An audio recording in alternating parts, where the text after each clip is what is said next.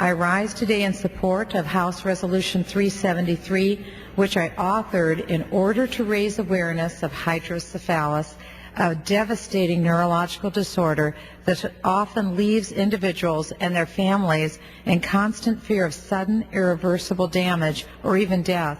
Hydrocephalus, or water in the brain as most people refer to this, is a medical condition that results in abnormal accumulation of cerebrospinal fluid, otherwise called CSF, in the ventricles or cavities of the brain. And sadly, the prognosis for individuals who are afflicted with hydrocephalus is often difficult to predict and highly fatal. Moreover, while this condition affects approximately, as my colleague Mr. Clay said, 1 in every 500 births, very few people are even aware of this devastating condition.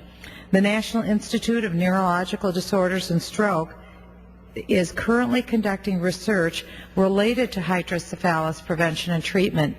However, more must be done at the community level to educate individual Americans about this surprisingly prevalent disorder. Recognizing the month of September as National Hydrocephalus Awareness Month will bring this disease to the public's attention and encourage, I believe, discussions necessary to more effectively address the devastating effects of this disease and provide supports to families who live with it every day. For example, currently the most common form of treatment for hydrocephalus involves the insertion of a shunt in order to maintain the flow of fluid from the brain. This outdated practice that's been around now for almost 50 years often results in complications that can jeopardize the life of the often very young child who's the patient. As one parent summarized for me, my son and all the other children who suffer from hydrocephalus are literally 12 to 15 hours away from irreversible damage, if not death, if a shunt failure was to go undetected or left untreated. This sometimes paralyzes parents, and there has got to be a better treatment out there, if not an outright cure. And Mr. Speaker, I know you'd agree, we just have to find it. That being said, I'd like to share the thoughts of a mother whose daughter, named Allie, developed hydrocephalus at 1 year of age. She sent this letter to my office in hopes that sharing it with our great nation will develop greater awareness of the disease among our general public. And with greater research, she's confident that it could be diagnosed more accurately and treated more efficiently. We certainly hope so. And this is her letter, Mr. Speaker. My name is Michele Jansen. We have a 9-year-old daughter, Allie, who developed hydrocephalus at 1 year of age. The cause of her congenital hydrocephalus allowed her to be eligible for a fairly new procedure called a third ventriculostomy. Although there was a lot of information at the time about shunts, very little was known about the third ventriculostomy.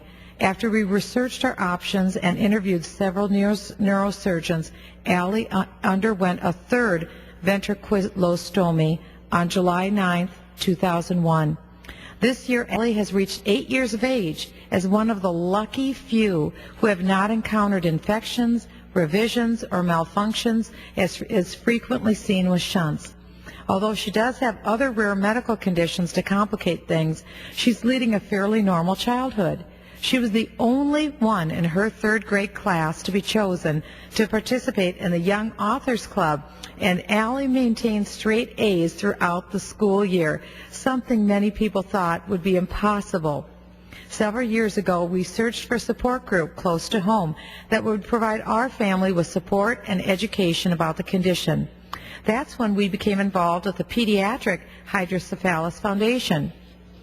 The visions of those involved have encouraged us to actively participate in educating, providing support, and to raise funds for local communities and families in need. The founders, Michael and Kim Illians, have also been active with government officials, such as you, Mr. Speaker, to initiate a resolution known as H.R. 373 to declare September National Hydrocephalus Awareness Month. Mr. Speaker, before I close, I want to echo the comments that Michele Jansen makes about the vision that Michael and Kim Illians have for children and families living with hydrocephalus. I've had the privilege of getting to know this lovely couple and their beautiful baby boy named Cole through my work on this resolution. They have such optimism and faith. It just permeates everything they do and say. It's hard not to feel more hopeful when you're with great people like the Illians. And that's the kind of support that they provide other families who live with hydrocephalus, and the kind of support that we all hope will be spread by this resolution today. I want to urge all of our colleagues, Mr. Speaker, to start spreading this hope today by taking a moment to learn more about hydrocephalus by visiting the website hydrophaluskids.org. That's hydrophaluskids.org. It's the website for the Pediatric Hydrocephalus Foundation.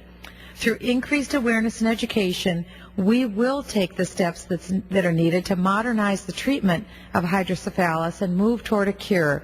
And I urge my colleagues to join myself and the 89 bipartisan co-sponsors of House Resolution 373 in supporting the recognition of September as National Hydrocephalus Awareness Month. Thank you, Mr. Speaker. I reserve the balance of my time.